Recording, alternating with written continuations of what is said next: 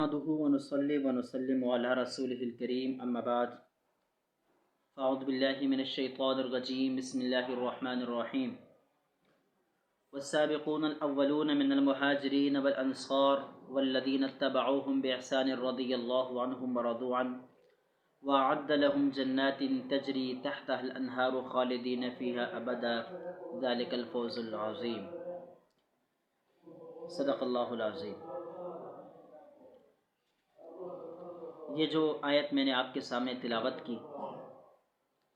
یہ سورہ توبہ کی آیت نمبر 100 ہے۔ اس آیت میں اللہ رب العزت نے صحابہ کرام کی منقبت کو بیان کیا ہے اور ان کے لیے اپنی رضامندی کا اظہار کیا ہے اور گویا کہ ان کو اپنی رضا کی سند عطا کر دی ہے۔ اس آیت کو میں نے اس لیے آپ کے سامنے تلاوت کیا کہ آج جب ملک انتہائی سیاسی انتشار کے اندر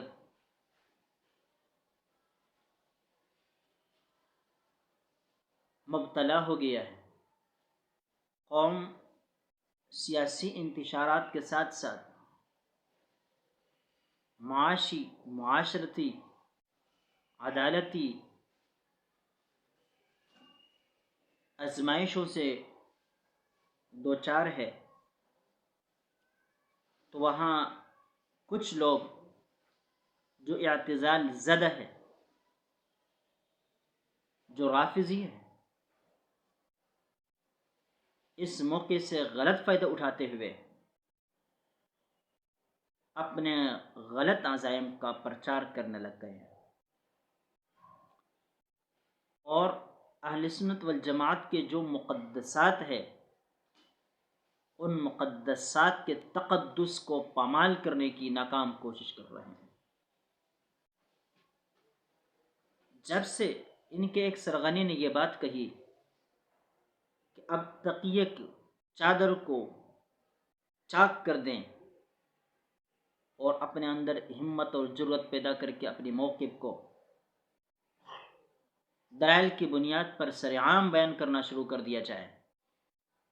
تب سے یہ لوگ بڑے ڈٹائی کے ساتھ گستاخیوں پر گستاخیاں کرتے چلے جا رہے ہیں۔ صحابی جس کی منقبت، جن کی عظمت اور جن سے اللہ کا راضی ہونا، یہ قرآن پاک کی آیات سے اور نبی پاک صلی اللہ علیہ وسلم کی ارشادات سے ثابت ہے۔ ان صحابیوں میں سے ایک ایک صحابی کو لے کر ان کو ٹارگٹ کرنا اور ان پر تبرہ کرنا اور ان کی شان میں گستاخی کرنا ان لوگوں نے اپنا وتیرہ بنا دیا ہے۔ حضرت عبد الرحمن بن ابی بکر رضی اللہ تعالی عنہ، اس طرح حضرت امیر معاویہ رضی اللہ تعالی عنہ، حضرت ابو سفیان رضی اللہ تعالی عنہ، اور ان کے علاوہ وہ صحابہ کرام جو بدری صحابہ کرام ہیں، حضرت عمر فاروق رضی اللہ تعالی عنہ، حضرت عثمان ذو النورین رضی اللہ تعالی عنہ،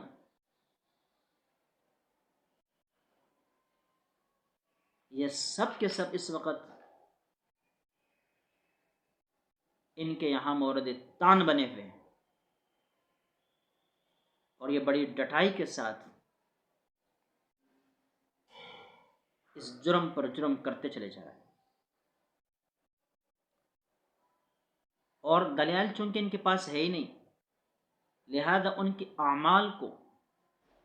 جھوٹی تاریخی روایات سے لے کر قوم کے سامنے پیش کرتے ہیں اور پھر کہتے ہیں کہ ان اعمال کے ہوتے ہوئے ہم کسی کو رضی اللہ تعالیٰ عنہ کہہ سکتے ہیں؟ ان جرائم کے ارتکاب کے بعد ہم کسی کو رضی اللہ تعالیٰ عنہ کہہ سکتے ہیں؟ تو عرض یہ ہے کہ یہ لوگ چونکہ ایک فاسد عقیدہ رکھتے ہیں، یہ کہتے ہیں اللہ کا علم معلوم کے ساتھ اس وقت متعلق ہو جاتا ہے جب وہ معلوم وجود میں آتا ہے۔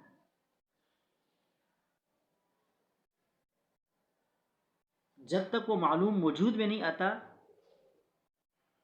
تو اللہ کا علم اس کے ساتھ متعلق بھی نہیں ہوتا، اور اللہ تعالیٰ کو اس کے ساتھ اس کے بارے میں علم ہی نہیں ہوتا۔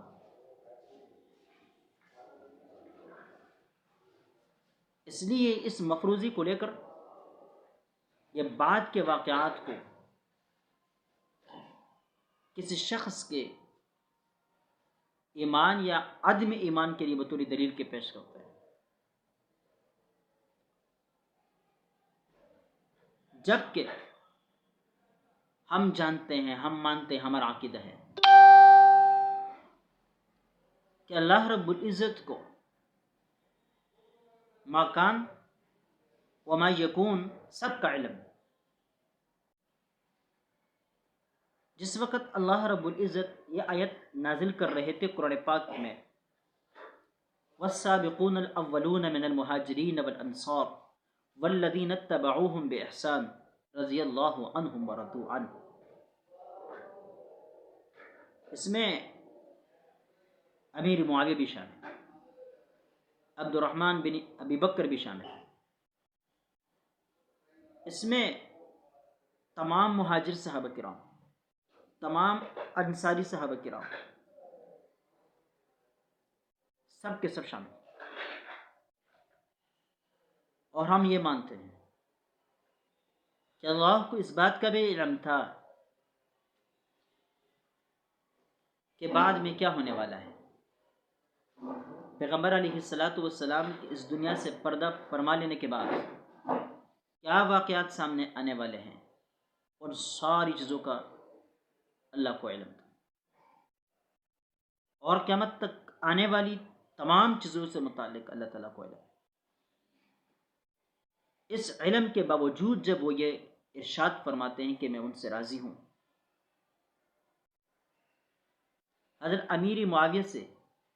جنگ صفین میں اجتہادی غلطی واقع ہو جانے کے باوجود بھی اللہ تعالیٰ فرماتے ہیں میں ان سے راضی ہوں۔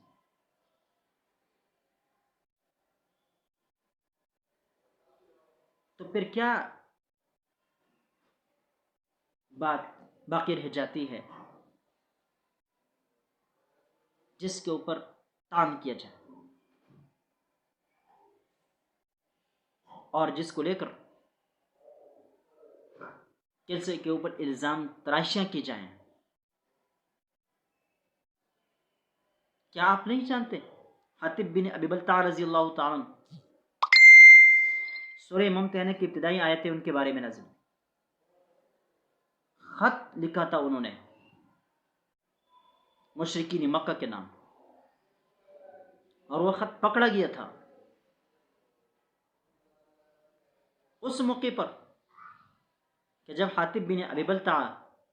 رضی اللہ تعالیٰ عنہ نبی پاک صلی اللہ علیہ وسلم کے سامنے کھڑے تھے، اور آپ صلی اللہ علیہ وسلم نے ان سے پوچھا حاطب بن ابی بلتع یہ آپ نے کیا کیا؟ عمر فاروق رضی اللہ تعالیٰ عنہ نے اس موقع پر یہ درخواست کی تھی کہ پیغمبر ارشاد فرما دیجئے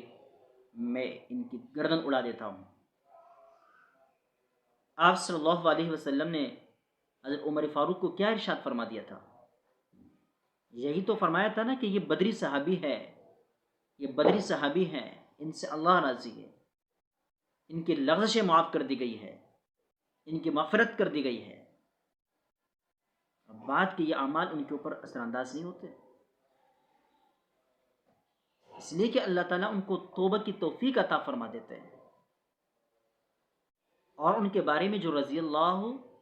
عنہم ورضوا عنہ کا اللہ رب العزت کی طرف سے دیا ہوا سرٹیفکیٹ ہے، دی ہوئی سند ہے، ان کے یہ مصداق بنتے چلے جاتے ہیں۔ تو ہم یہ سمجھتے ہیں کہ صحابہ کرام معصوم نہیں تھے، ان سے ذاتی بنیادوں پر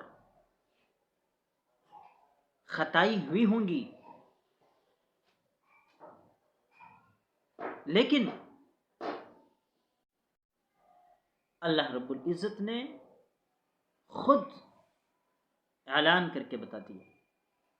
کہ میں ان خطاؤں کے باوجود ان سے راضی ہوں، اس لیے کہ جس صحابی سے کوئی بھی غلطی سرزد ہوئی فوراً اس کا احساس ہوا اور اس پر توبہ کی، وہ رضی اللہ تعالیٰ عنہ ورضوا عنہ کے مصداق ٹیرے رہے، نکلے نہیں۔ اس لیے واقعات کا سہارا لے کر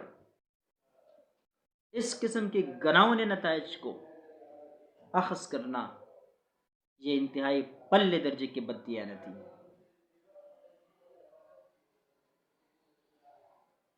اور کل میں سن رہا تھا ایک آدمی کہہ رہا کہ حضرت ابوبکر صدیق رضی اللہ تعالیٰ نبی پاک صلی اللہ علیہ وسلم کے پہلو میں مدفون ہے، یہ کوئی کمال نہیں ہے، اس سے کچھ نہیں ہوتا۔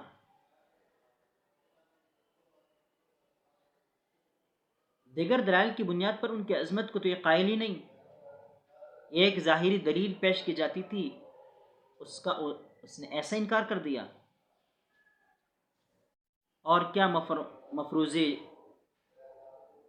پیش کر کے استدلال کرنے کی ناکام کوشش کرتا ہے۔ کہتے ہیں زمینیں مختلف نوعیت کی، کوئی زمین کاشت کے قابل ہے، کوئی صحرا ہے کاشت کے قابل نہیں، کہیں جڑیاں نکلی ہوئی ہیں، کہیں زراعت ہوتی ہیں، کہیں باغات لگے ہوئے ہیں، کہیں کچھ اگتا نہیں ہے، اور پھر کہتے ہیں کہ یہ ساری زمینیں ایک دوسرے کے ساتھ لگی ہوئی ہے،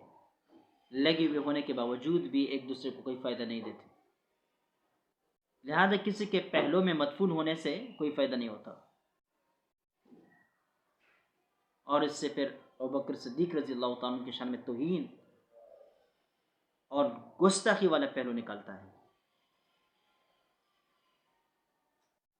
کیا آپ یہ سمجھتے ہیں کہ کسی صحبت کا اثر نہیں پڑتا، کسی کی صحبت کا فائدہ نہیں ہوتا؟ یہ آپ سوچ سکتے ہیں، ہم نہیں سوچ سکتے۔ آپ کے ساتھ آپ کا پرسنل سیکرٹری آپ کی جگہ مدعو کر دیے جاتے ہیں، آپ اپنے سیکرٹری کو ساتھ لے کر جاتے ہیں اور آپ دعوت کے اندر شرکت کرتے ہیں، تو کیا وہ دعوت آپ کا پرسنل سیکرٹری نہیں کا تھا؟ آپ کا خادم کھانے میں آپ کے ساتھ شریک نہیں ہوتا؟ ایک پلیٹ کے اندر آپ کے سامنے ایک دسترخوان کے اوپر مختلف قسم کے کھانے رکھے گئے ہیں، آپ کا خادم بھی ساتھ بیٹھا ہوا ہے، جو کھانا آپ کھاتے ہیں کیا وہ خادم نہیں کھاتا؟ آپ کس جگہ مہمان ہیں، آپ کے لیے ایئر کنڈیشن کمرہ منتخب کر دیا گیا ہے، آپ اس کمرے میں بیٹھتے ہیں، آپ کا خادم بھی آپ کے ساتھ ہوتا ہے، کیا اس ایئر کنڈیشن کا فائدہ وہ نہیں اٹھاتا اور اس ایئر کنڈیشن کا فائدہ آپ کے خادم کو نہیں پہنچتا؟ ضرور پہنچتا ہے، یہ صحبت کا اثر ہے۔ اس لیے دیگر دلائل تو تمہارے پاس ہے ہی نہیں، ان دلائل کے ذریعے سے لوگوں کو گمراہ کرنے کی کوشش کرتے ہو، جو کہ دوسرے پہلو کو، دوسرے رخ کو تم بالکل نظر انداز کرتے ہو۔ یہ چیزیں میں سمجھتا ہوں تمہارے اپنے اصول ہیں۔ تمہارے ایک بڑا کہتا ہے کہ ہماری کتابوں کے اندر یہ لکھا ہوا ہے کہ اہل سنت والجماعت کے جو مقدسات ہیں ان کی توہین کی اجازت نہیں ہے۔ تو یاد رکھیے صحابہ کرام چاہے گمنام ہو چاہے مشہور ہو، چاہے تاریخ نے ان کا تذکرہ کیا ہو یا نہ کیا ہو، جب وہ صحابہ کرام کے زمرے میں آتا ہے وہ ہمارے لیے مقدس ہے۔ تمہیں اس بات کا حق نہیں ہے کہ ان کے سامنے گستاخی کرے۔ لہذا تم اگر قرآن پاک پر عمل نہیں کرتے، احادیث مبارکہ پر عمل نہیں کرتے،